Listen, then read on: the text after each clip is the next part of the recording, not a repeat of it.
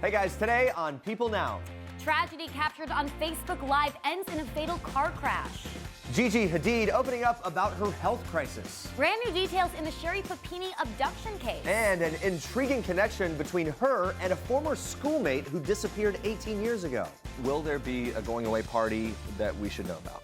Candace Bure says goodbye to The View. She tells me what her plans are after the jump. Plus, well, the decision is announced with a have mercy and a kiss. The Fuller House ladies drop a hint as season 2 drops on Netflix. oh, I am so binging it tonight.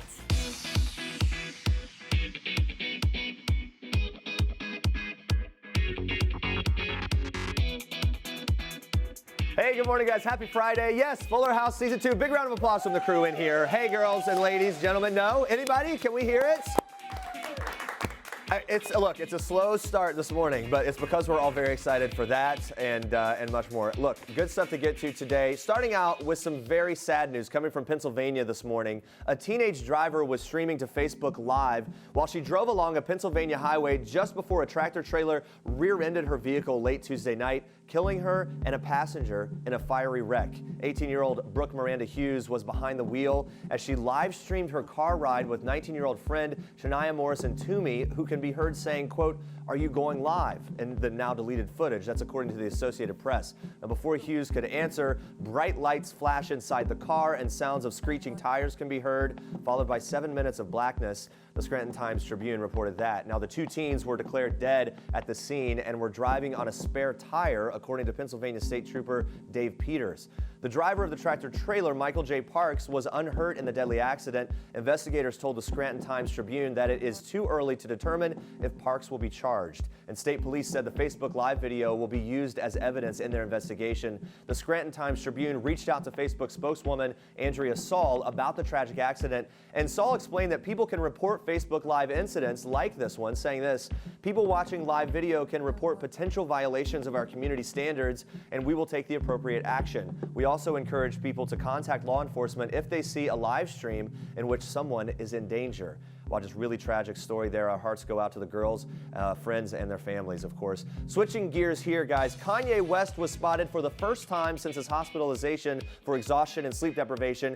He's now sporting a new blonde hairdo. The rapper visited the Rick Owens furniture exhibit at the Mocha Pacific Design Center in West Hollywood Thursday, and Italian artist Giovanni Leonardo Bassan shared the snap of West on Instagram.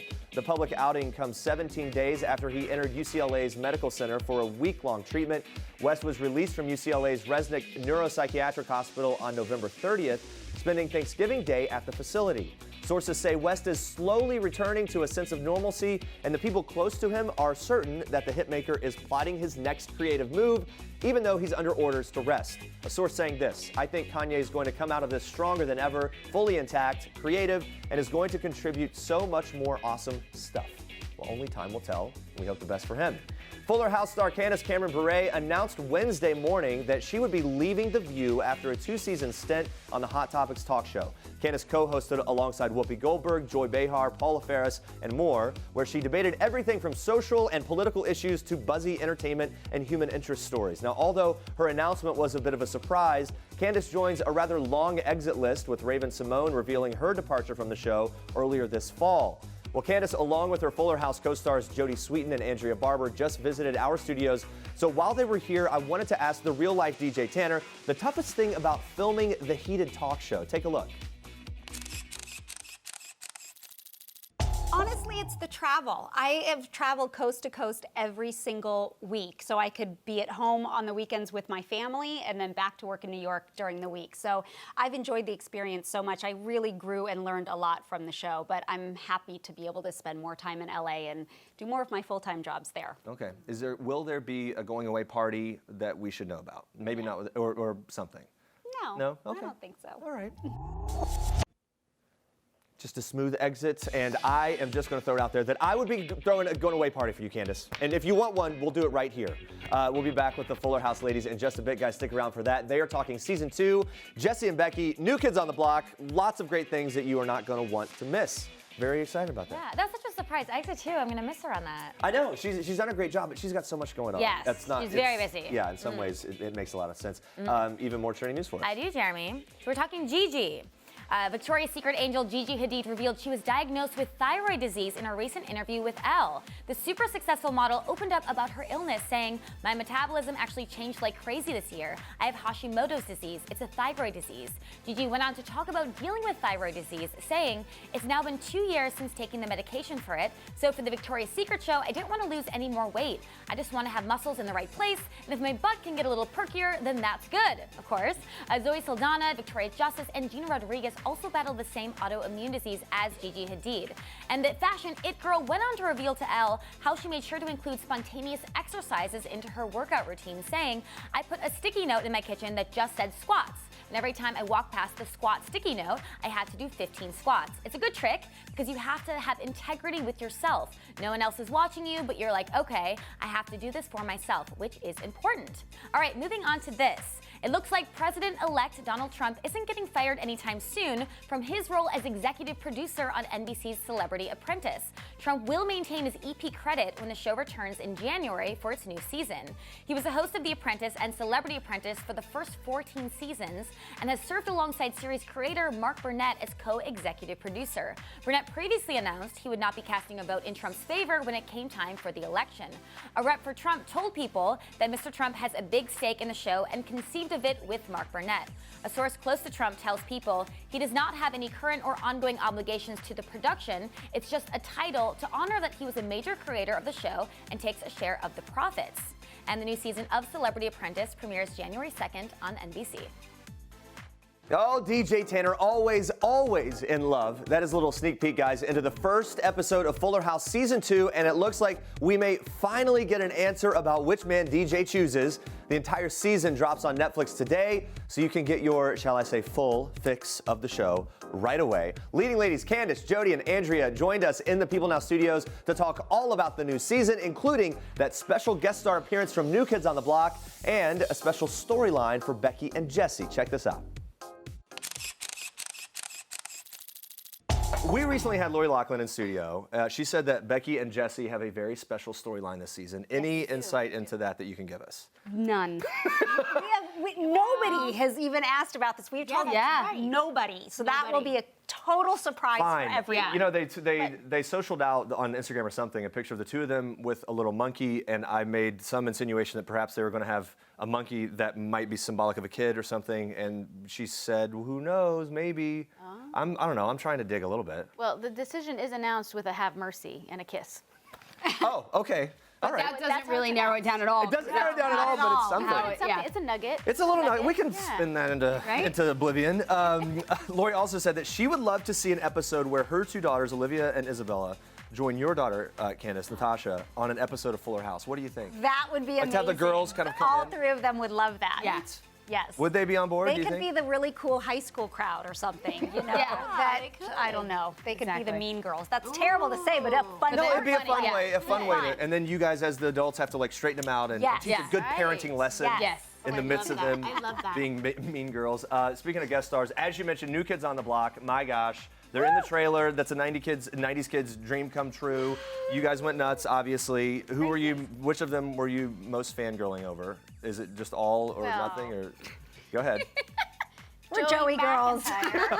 Yeah. But Jordan had the most amazing time on the show. He had so much fun. So he Instagrammed the whole thing. So did Danny. He wouldn't stop taking pictures of like his dressing room and pictures on the set. Like he was just like a little fully in it candy star. as a fan. Totally. How about for you?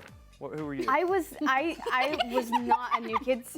Oh. We had to teach her the dances. I didn't know the dances or the songs or anything. Not even Like, the right stuff. Nothing. No. I mean, a little laughed bit at from us. them. I was okay. To be fair, like they were amazing on the show, and I loved them. I was like 5 years younger than them, so when they were like 15, 16, and like right in the middle of it, I was still like 9 or 10. All right. So I was young, and boy bands that were Okay, not good my pass. thing. Just to get a pulse, does she drop that age difference every single interview? Just to Right? I was, I'm just kidding. But I just kidding. said, oh. No, it makes sense. I understand. I was young, You and missed boy the bands window. were not. I was not a boy band. Said kind of it girl. again. She was so much. Just But in her defense, so much younger. in What her 90s? defense, Okay. By the end of the episode, like at our curtain call, she said, "Okay, that was really cool." It was Okay. great, and they had She so much loved fun. it. They were She did so love sweet it. and so excited to be there. Were you like more NSYNC, Backstreet Boys? I mean, who would have really gotten you excited? Biggie. Okay, no, okay. I like that. I don't think we're gonna be able to get him on the show. All right, who's getting excited for Christmas? I know I am. Well, this holiday season, Nickelodeon premieres Albert. Albert is the hilarious animated film of a tiny Douglas fir tree who dreams of being the big Christmas tree in the Empire City. This movie includes SNL stars Bobby Moynihan and Sashir Zamata and 21 Jump Street star Rob Riggle. Well, our LA correspondent Aaron Eisenberg and his brother are the executive producers of the movie and the authors for Nickelodeon's Big Golden Book. So congratulations to them. Nickelodeon's Albert is our Toyota People pick of the day. Albert is a story of a little Douglas fir named Albert. I keep looking down because he's right here. This is him. It's his story. I like to think of Albert. He's kind of like the kid in the candy store, but it's his first time there. Like he just wakes up every day and he's just like, there's something new. Like everything about life is amazing to him, and he's always got a good outlook on everything. Very passionate little guy. Albert's gonna be the Empire City Christmas tree. Maybe you've heard of it. Maisie is super supportive. She's a very loyal friend. She's like the biggest cheerleader for Albert, and no matter what he's going through, she'll be right behind him. Working with Bobby is great. We worked together on SNL, and he was one of my first friends that I made when I got there, so it's really cool that we get to do something like this together. You want a piece of me? He has such great energy to bounce off of. It's been a blast. I got snow in places no cactus should have snow! I think he's misunderstood. He is, and I'm quoting the show here. He's a little prickly. He's upset. He has been wronged repeatedly. He feels that he doesn't get a fair shake, and he's had enough. So he's going to take matters into his own hands. It's a wonderful journey that involves good guys and bad guys, and has a wonderful theme of the Christmas spirit and inclusion and some wonderful things like that.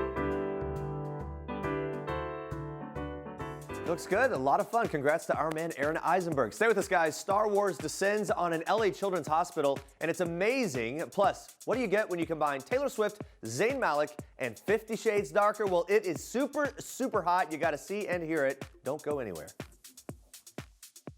This is King Cutie in People. His Royal Highness Prince George Alexander Louis of Cambridge. These are George's parents, George's home, his Nana, the Queen, and his staff of 644 Englishmen. This is George's dog Lupo, who inspired his favorite book, The Adventures of the Royal Dog Lupo, one George will share now that he's a big brother. People. The details make the story. Don't miss this week's People. Well, she was our best friend for 10 years on the TV classic Friends, and Jennifer Aniston became the boss we love to hate in the hit comedy Horrible Bosses, and her latest movie, Office Christmas Party, is out today. So in honor, we wanted to take a look at some of her best stylish red carpet fashions. Watch.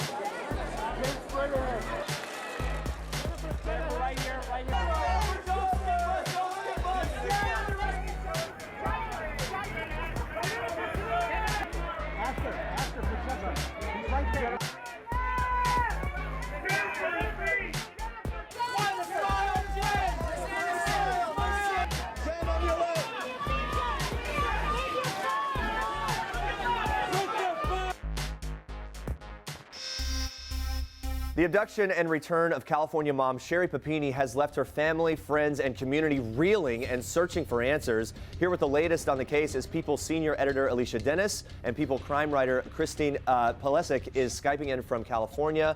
Thank you both for being here. It's so good to have you. Alicia, let's start with you. 18 years before Sherry disappeared, her schoolmate Tara Smith also disappeared. There are some remarkable similarities there. Can you tell us about those? Yeah, it's really strange. Her schoolmate was jogging and disappeared and was never seen again.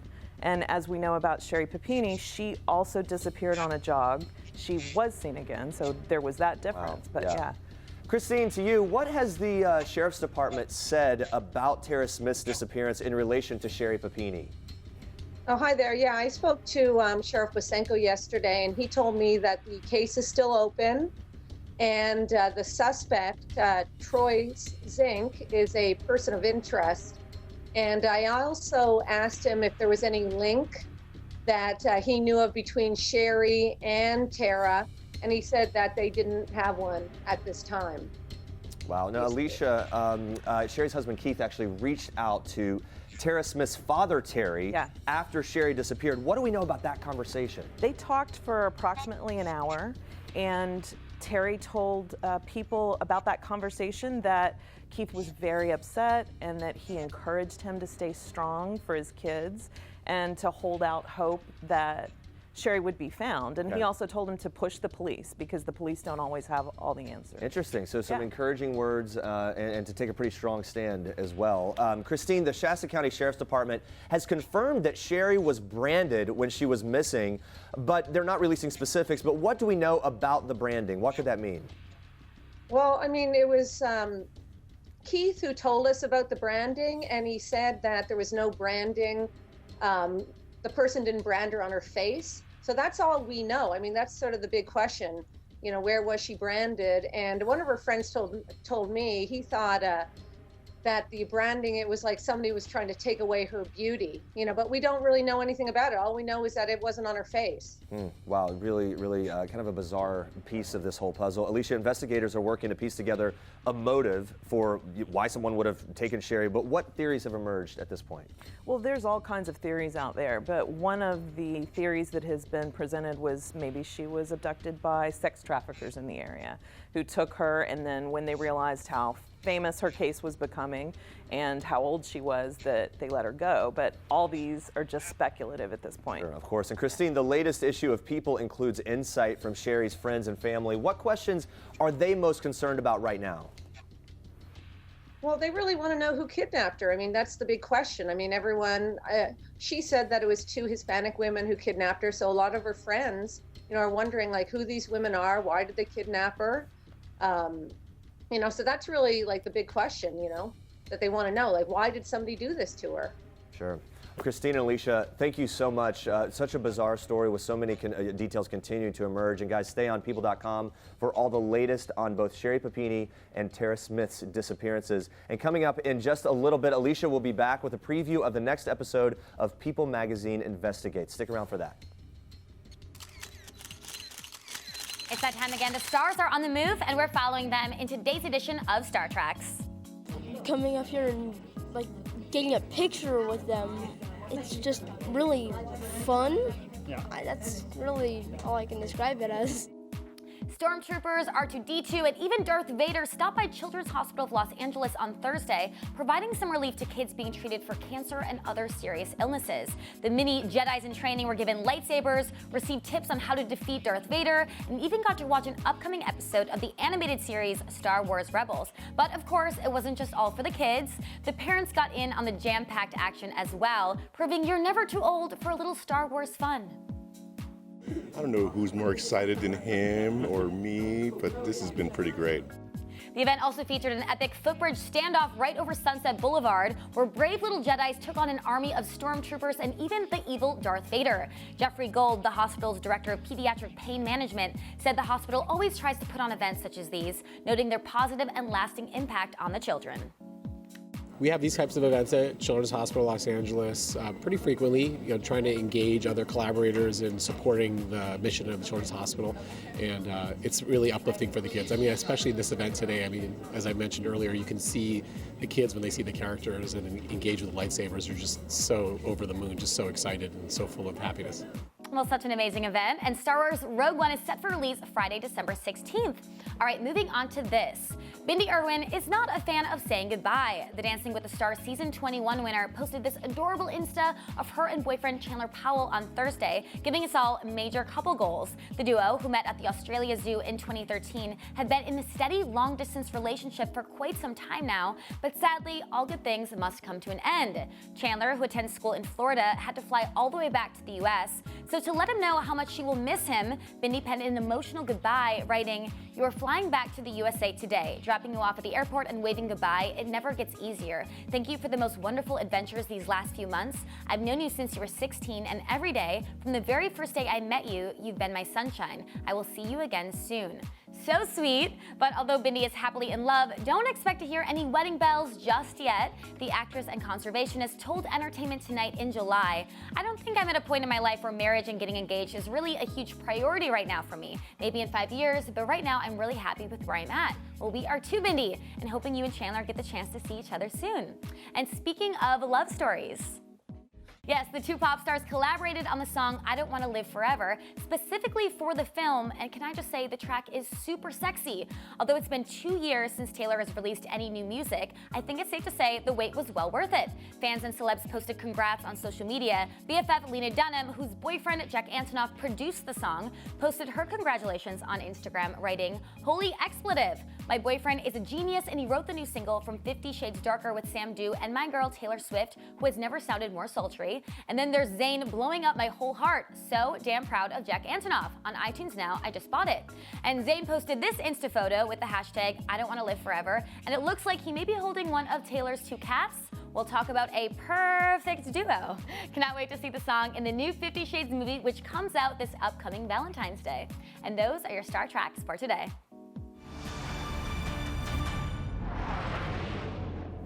The next episode of People Magazine Investigates takes viewers inside a case committed in the name of love, the murder of Adrian Jones. And we're back with People senior editor Alicia Dennis to break down 3 things to know about the case. Alicia, 16-year-old Adrian Jones was murdered in December of 1995. Tell us about her and how her body was discovered. It was just a horrifying, shocking crime, and she was a very popular, happy, energetic, successful high school kid. And her body was found in a rural area in Mansfield, Texas, and the whole community was just appalled. Well, it got a lot of attention. The case received national attention after David Graham and Diane Zamora were linked to Adrian's death. Who are they? What's their connection to Adrian? They were all high school students, and David was a good friend of Adrian's, and they both talked about track and athletics and things like that, and so they were all students. Okay. This episode of People Magazine Investigates includes a new interview with Diane, who explains what she felt when she found out Diane and David may be linked to Adrian's murder. Is pretty fascinating. Can you tell me about that? It is. Well, it has to do with Diane talking to her fellow cadets at the Naval Academy and some things getting shared there that they felt they had to share. All right. There is so much to this to unfold, more surprises to this story, including something that one investigator says that he had never seen a suspect do before. But to find out about that, you're going to have to watch the episode. Alicia Dennis, thank you so much for being here. It's good to see you. Be sure to watch the In the Name of Love episode of People Magazine Investigates on Monday, December 12th at 10 p.m. Eastern on ID. And the Oscar goes to you. Yes, and now is your chance to get up close and personal to some of your favorite movie stars when People presents the Oscars Fan Experience Sweepstakes. You can enter to win an all-expense-paid trip for 2 to LA and get a chance to be on the 2017 Oscars red carpet. Head to people.com/2017OFE to enter. The sweepstakes ends on December 12th. Practically, for you, day to day, what are you obsessed over? What am I obsessed over? I saw that you had a coffee when you came in. I don't know if that's a thing. That's a thing. Actually, this morning I had a coffee and I burned my mouth on the coffee. You know when you do that, and then your whole day is like. Then you're obsessed with the fact that your mouth is. You cannot taste anything the rest of the day. Exactly, you can't. You really can't. You've got this grainy metallic taste. Because what do you do? Because you can't you just got to you can't just barf it out. What do you do? It's tough. Look at that. Look at us. Imogen Poots and me. We're both obsessed with coffee and look pretty spiffy in our gray jackets that kind of coordinate. Don't you think? I don't know. The Need for Speed and 28 Weeks Later actress stars with Michael Shannon in Frank and Lola, which is in theaters right now. It's all about obsessions, a little more intense than coffee. Check this out. Is his intensity real when the cameras aren't rolling, as real as it is when they are? Well, I think people seem to think he's intense because he's tall, you know? Is that it? It's a height thing. Yeah, I think anyone... Sort of imposing character. I think that's something about people who are tall, have like big features. Because if you have big eyes, then you see more, you know? So that's always terrifying for a lot of people. Right. But yeah, not an intense human being. Really just gentle, nice person and great partner in crime for this kind of a film where we had no time to do it and everyone was sort of just like throwing their hat in the ring, and we really it was a pretty intimate environment, you know, because Las Vegas is like everyone was just kind of sticking together the whole time. So we were talking about that a little bit before this. I mean, you mentioned there wasn't a ton of time to do it, so it's sort of run and gun, we're making this happen. Yeah. But describe to me any sort of downtime you might have had and sort of the best Vegas experience that you were able to bring. There was one day off I had, and I was like, what am I going to do? And there was like an exhibition on lights. And I don't mean sort of like a art fair type thing, but it was more just like, there's a light bulb if you want to pay money to go see it. Okay. I was like, there's that option, or there was the Mob Museum. So I went to the Mob Museum, which was probably the singly most depressing experience of my life, just kind of by myself in Vegas at the Mob Museum, just being like, look at these mobsters.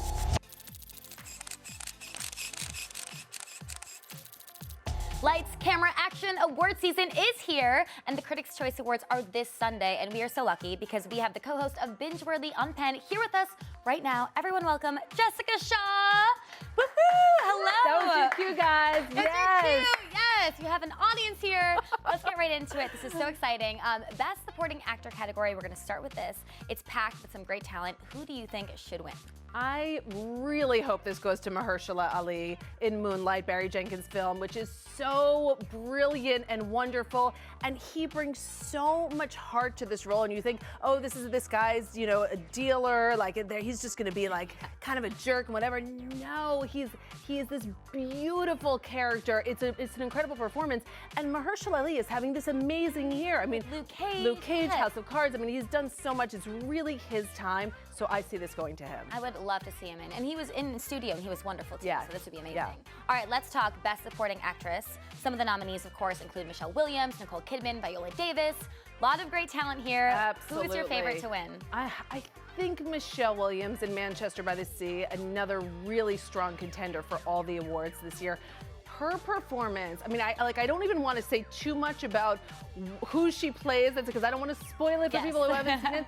There is a scene that will absolutely destroy you, that is like a masterclass in acting when you watch what she does, which is to take nothing away from like Viola Davis in Fences, who is also brilliant. I mean, there are some amazing performances from women this year. Yeah, so let's move on to the Best Actor race. I mean, we're all talking about this, as people from Denzel Washington to Tom Hanks, definitely going to be a tough one. Who do you think will win for Best Actor? I think Casey Affleck will win. He seems to be getting like every single award. It's certainly his to lose, but I want to give a shout out to Ryan Gosling for La La Land.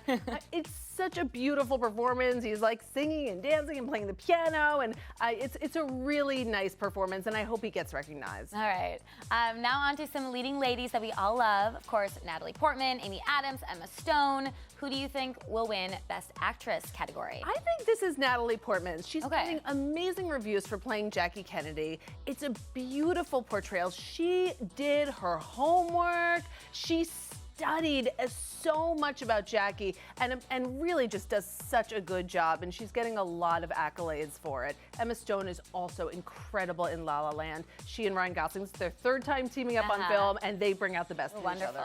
But with Natalie Portman especially, I mean, that is not easy to impersonate somebody. I think she does an amazing job. No, and that's the thing, is that it can't be a straight impersonation. You have to somehow like find the soul of a person and find a way to portray that on screen, and she's absolutely incredible at it. All right, so we all know biggest category is Best Picture. I mean, 10 films are nominated this year, including Arrival, Loving, Manchester by the Sea. Which film do you think should take the top prize? I think this is going to La La Land. I think we're going to see over the next few months, it's a three-way race. Moonlight, Manchester by the Sea, La La Land. It's gonna be with those three. I think that La La Land is gonna get it. I absolutely love this movie. From the opening number, you know this is something special, and it carries on throughout the film. All right, well, Jessica Shaw, thank you so much. Thank you for you having guys make sure to tune in this Sunday to A&E for the 22nd Annual Critics' Choice Awards at 8 p.m. Eastern, 5 p.m. Pacific. Big show this weekend. I'll be watching. I know. Coming up next week, guys, we are recapping the 22nd Annual Critics' Choice Awards with all the best moments from that show. Plus, Kyle Richards gives the meaning behind her new Real Housewives of Beverly Hills slogan. And if you're in tune to it, you already know the slogan. You'll find out that and why, all of it, next week. Thanks for watching. For now, we leave you with one last thing from Kevin Quinn. Enjoy and have a good weekend. Bye, guys. Hi, I'm Kevin Quinn from Disney Channel's Bunked, and this is One Last Thing. The last TV show I binge watched was Bloodline on Netflix, and I loved it so much. I saw the first season. I just buckled down and watched the whole thing like all at once. And I gotta say, Ben Mendelsohn and Kyle Chandler's performances were absolutely incredible. I was so impressed by them. The last text I sent was at 3:45 in the morning, and I sent it to a girl, and it was, I need advice. I need your advice.